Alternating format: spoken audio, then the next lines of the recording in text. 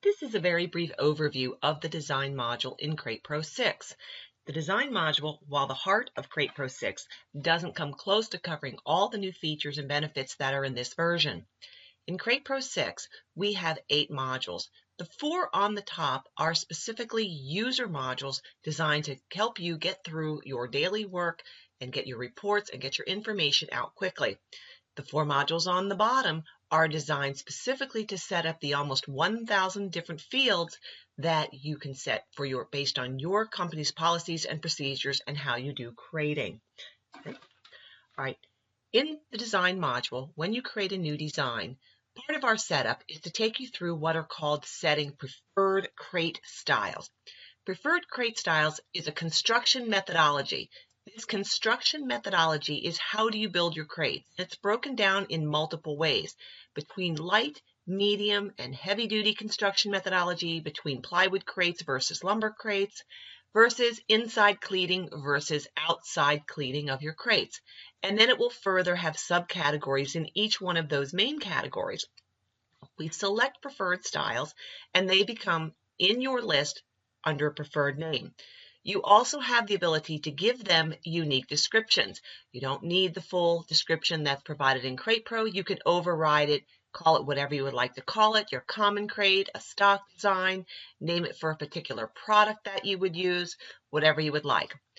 If you've got a number of preferred designs and you get an order that doesn't match anything in the preferred, you can simply click on the Crates tab and see the listing of all of the available crate style templates that are included in Crate Pro.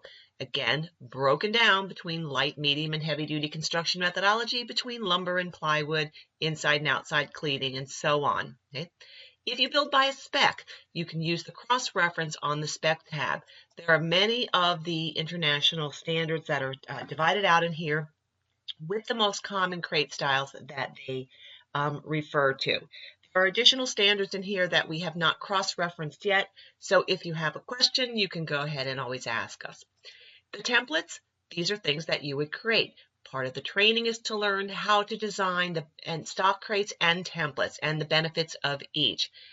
Templates are where you can take a design and you can create a template from it. It could be for a specific customer. It could be just as a general template where you create that design, give it a good description, and you might use it for something specific. But it does, in essence, make it very fast to design your crates. However, creating crate designs should only take a matter of 5 to 10 seconds. So I'm going to select a common crate out of my preferred list. All right, I'm going to remove this description here. Customers not required.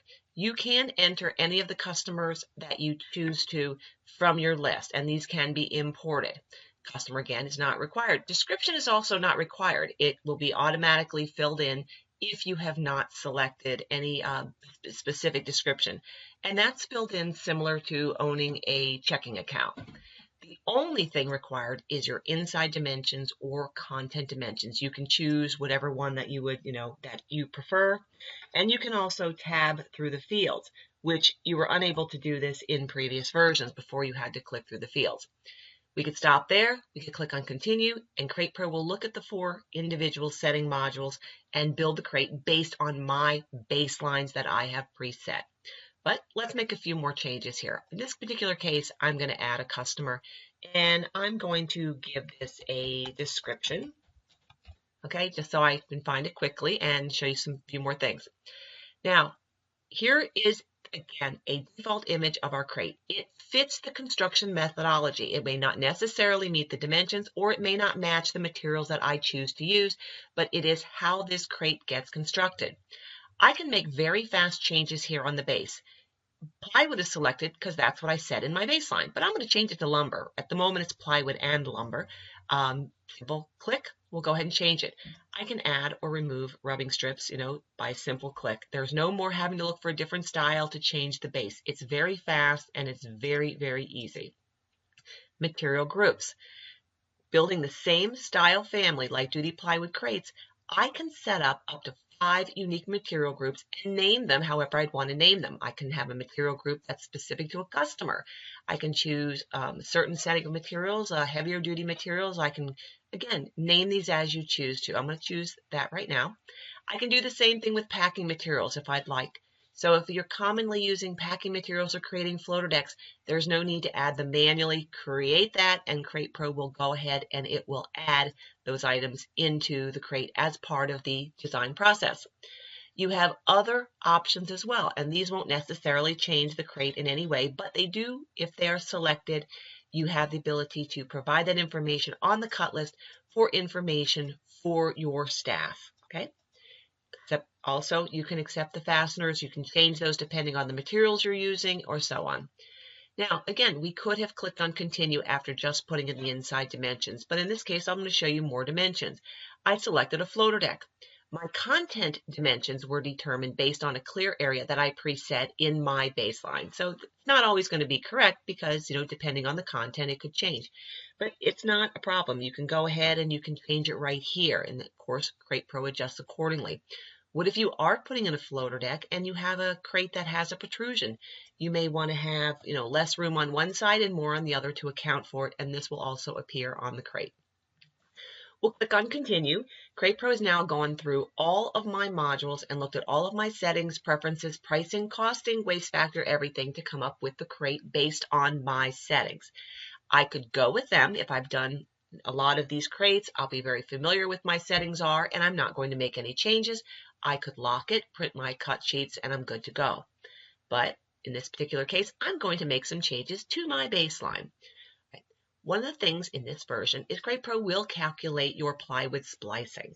And I've got a rule in my splicing that my minimum size for a spliced piece of plywood is 16 inches.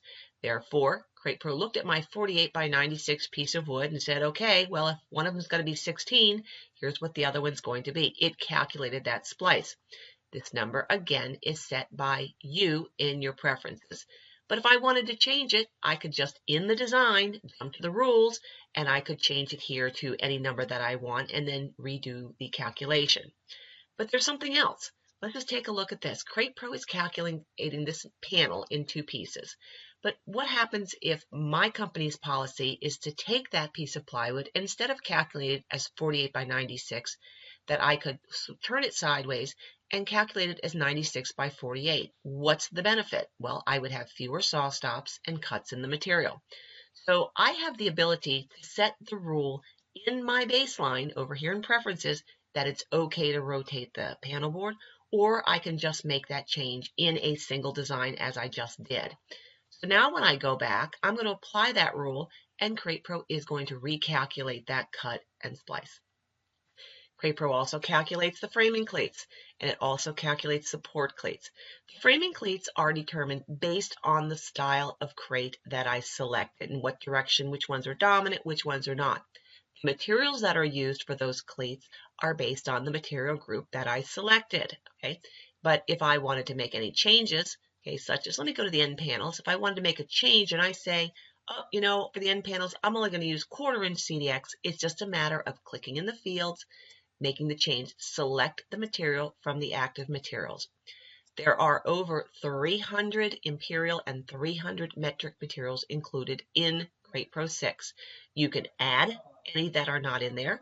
You can rename the materials. You can put in your own settings. You can hide the materials. So with the inventory, it's completely adjustable. But now here's something that's really important.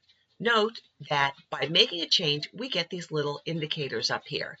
What these indicators tell us is that you've made a size change on components. Therefore, other materials are affected by it on the other panels. So if this was my intention, I can go to the Rules tab, and I can run all the cleating rules. Now Crate Pro, within less than a second, has just recalculated the sizes of these other materials based on this size. So no more going back to the calculator and trying to figure everything out. We also have our base panels. Again, you've got your base plywood. We chose plywood, so we have our base cleating. But if you decided, hey, I don't want particular material, I don't need all of this extra cleating, you can go ahead and you can take things out just by clicking on the red X. If you decide to make a change and want to add a note, it's just a matter of clicking on the box. There are notes, okay, for all of these, every single component, and so any note you add will appear on the cut list. Your lower assembly is everything below the base, which is your skids or stringers and your rub strips or risers if you add those, or donuts, or anything like that that you may choose to add. Now note there's some other little pictorial indicators here. Okay, in my default baseline settings, I said if my material is not squared and it's going to be a skid, it is going to be vertical, or versus vertical or on edge, but not horizontal and vertical as you might think something would go. So this is either going to be flat or on edge when you see these indicators. This is squared because it's a 4x4 material. You can add and reduce quantities, but the quantities that are being calculated are also set up in your preferences. So when CratePro calculates too few or too many, that means we have to set or adjust your preferences so it calculates correctly based on your company policy. CratePro even calculates your fasteners all the way down to the cleat fasteners. You, again, just like the materials, will set your default fasteners, and we will set your default spacing and calculator for those. Okay? You can add your packing materials. All right, in this particular case, we ended up adding a floater deck. Okay, so CratePro auto-calculated the floater deck. I can add materials, remove materials, change materials, but this has all been calculated. Wrapping goes around the content. I can add up to 3 wrapping packs that go around the content itself based on the content dimensions, or in some cases, you need to wrap the entire crate to get it through customs. Okay? You can add padding. Padding, again, is based on the inside dimensions of your crate, and it's usually thicker, and it's things like loose fill. But anything that doesn't match the wrapping or floater deck or any padding goes in the other tab. So you have no problem if you're adding any blocking, any bracing, any labels, or anything like that, you can add it. So if I was doing blocking and bracing, I may go ahead and add 1x4s. I may need 12 pieces. And I need these each 6 inches long, okay, by 3.5 since it's a 1x4. So you have the ability to add any of these extra items right here. You can lock the design, which allows CratePro to update everything. You have the person who logged in, you have the date and time. So every individual user who logs in is going to have their own name and their own login. And now we get a revision number. If I want to go back and make changes to this design, okay, say I decide I do want to add wrapping, I'll go ahead and add it. Let's just go ahead and put in some bubble wrap and let's make it 2 layers thick. Whenever I make a change and relock it, you see the revision number change. There's a good benefit to this because if multiple people have their hands in the same design, you've got a history tab to show you who the person is, what user's logging in, what computer, the date and time, and if their changes had any effect on your prices, weights, or times. Okay? That can be very beneficial if you lock a design and you don't want it changed. Once CratePro's designs are locked, you can look at things like the Times tab. The time is calculated to be broken down by panel, cutoff, assembly, packing, handling, miscellaneous, and administrative time. So do not expect right out of the gate that they are going to match your company. Again, this is part of our configuration that we work with you. The prices for the materials or the container materials are based on multiple places as well, which includes not only the material itself, but if there is any waste factor associated with it, and then a markup. So as a real quick, we're going to look at the details tab, and pieces and materials can be exported into flat file formats such as CSV or tab, and they can go import into if you have a yield management or saws. But in the materials tab, it's showing me all of the materials that I am using in this crate. So the actual amount based on the dimensions in my settings. Then you have a waste factor. The waste factor when you get the program is pretty much an average based on companies in North America. That will, of course, have to be set to your specific organization and what your waste factor is for these materials. But on a design by design basis, okay, any changes, remember, you got to unlock it. Okay, on a design by design basis, you have the ability to change the waste factor for any material that is being used. So when CratePro calculates your costs, it's looking at the cost plus the waste factor. So you're not losing money for the product that's got thrown away. So your prices are going to be indicative of the waste factor. Your profits, again, are based on your settings in multiple modules. You can even give customers special pricing and markups. For example, this customer has a little star. It's telling me right here, this customer has a special pricing. So in my customer module, what is that special pricing?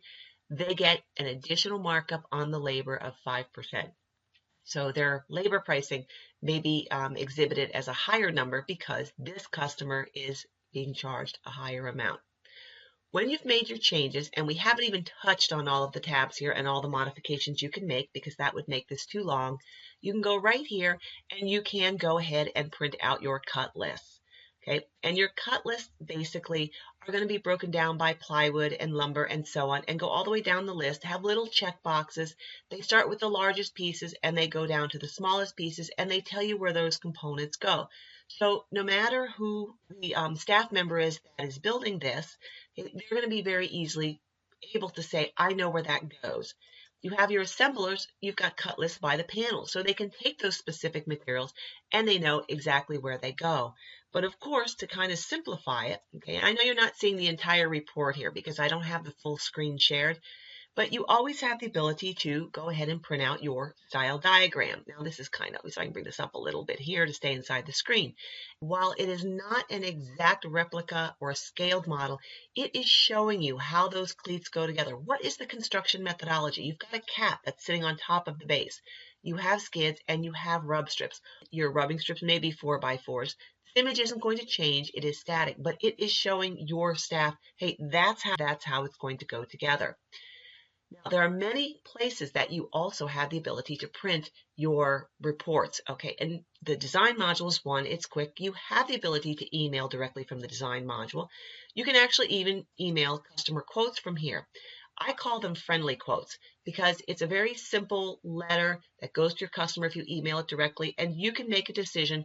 What information do you want to appear on this letter to the customer? It doesn't have to be all of this. It could be minimal. You don't even have to show an image if it's not a choice that you would like to do. Okay? Create Pro 6 allows you to add pictures, a lot of details, a lot of printing, and it is designed to allow you to go ahead, take a design, grab your design, enter your dimensions, okay? Doesn't matter what they are. It's going to go and it's going to look at all of your settings. I'll take out the customer. I'm just going to take that out.